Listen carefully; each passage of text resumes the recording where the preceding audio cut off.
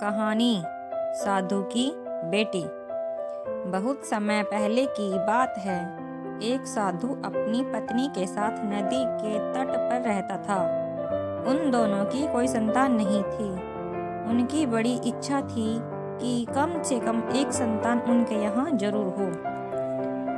एक दिन साधु जब तपस्या में लीन था, तभी एक चील ने अपने पंजे में फंसी एक चुईया उसके ऊपर गिरा दी। साधु ने उस चुईया को घर ले जाने का निश्चय किया, लेकिन उससे पहले उसने उसे एक लड़की में बदल दिया। उस लड़की को देखकर साधु की पत्नी ने पूछा, कौन है ये? इसे कहाँ से लाई हो? साधु ने पत्नी को पूरी बात बताई। उसकी पत्नी बहुत प्रसन्न हुई और वह बोली, तुमने इसे जीवन दिया है, इसलिए तुम ही उसके पिता हुए। इस तरह मैं भी उसकी माँ हुई। हमारे यहाँ कोई संतान नहीं थी, इसलिए भगवान ने इसे हमारे पास भेजा है। जल्द ही वह बच्ची एक सुंदर युवती बन गई। जब वह 16 साल की हुई तो साधु और उसकी पत्नी ने उसका विवाह करने का निश्चय किया। साधु ने सूर्य देवता का आह्वान किया।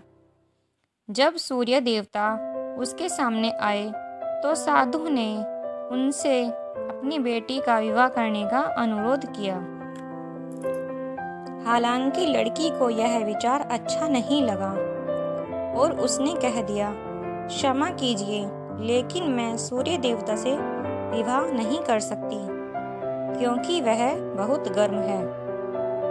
निराश साधु ने सूर्य देवता से कहा कि अब वे ही उसकी लड़की के लिए कोई सुयोग्य वर सुझाएं। सूर्य देवता ने कहा, बादलों के देवता से आपकी लड़की की जोड़ी सही बैठेगी, क्योंकि वे ही धूप की गर्मी से उसकी रक्षा कर सकते हैं। साधु ने अब बादल देवता से उसकी लड़की से विवाह करने का अनुरोध किया। इस बार भी लड़की ने विवाह से इनकार कर दिया और बोली, मैं इस काले व्यक्ति से विवाह नहीं करूंगी। इसके अलावा बादलों की गरज से मुझे डर भी लगता है। साधु फिर से उदास हो गया और उसने बादल देवता से अनुरोध किया कि वे ही कोई सुयोग्य वर सुझाएं।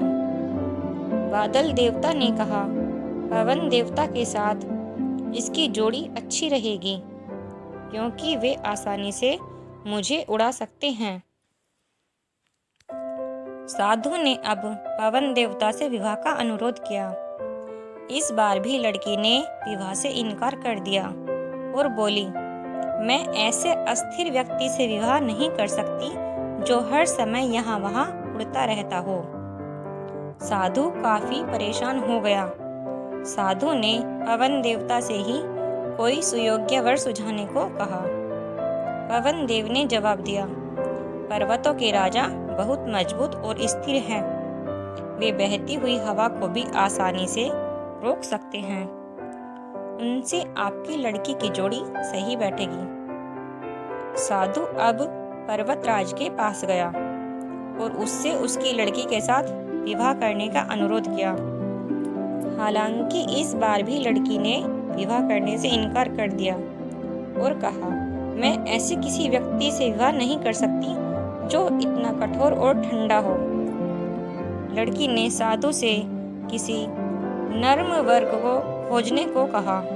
साधु ने पर्वतराज से सलाह मांगी। पर्वतराज ने जवाब दिया, किसी चूहे के साथ ही आपकी लड़की की जोड़ी अच्छी रहेगी, क्योंकि वह नरम भी है और आसानी से किसी पर्वत में बिल भी बना सकता है। इस बार लड़की को वर पसंद आ गया। साधु काफी हैरान हुआ और बोला, भाग्य का खेल कितना निराला है। तुम मेरे पास एक चूहिया के रूप में आई थी और मैंने ही तुम्हें लड़की का रूप दिया था। चूहिया के रूप में जन्म लेने के कारण तुम्हारे भाग्य में चूहे से ही विवाह करना लिखा था और वही हुआ। भाग्य में जो लिखा था वही हुआ। साधु ने फिर से प्रार्थना शुरू कर दी और लड़की को दोबारा चूहिया बना दिया। आपको अगर मेरी कहानी अच्छी लगी हो तो इस वीडियो को शेयर करना, लाइक करना, कमेंट करना और चैनल को सब्सक्राइब करना। Thank you.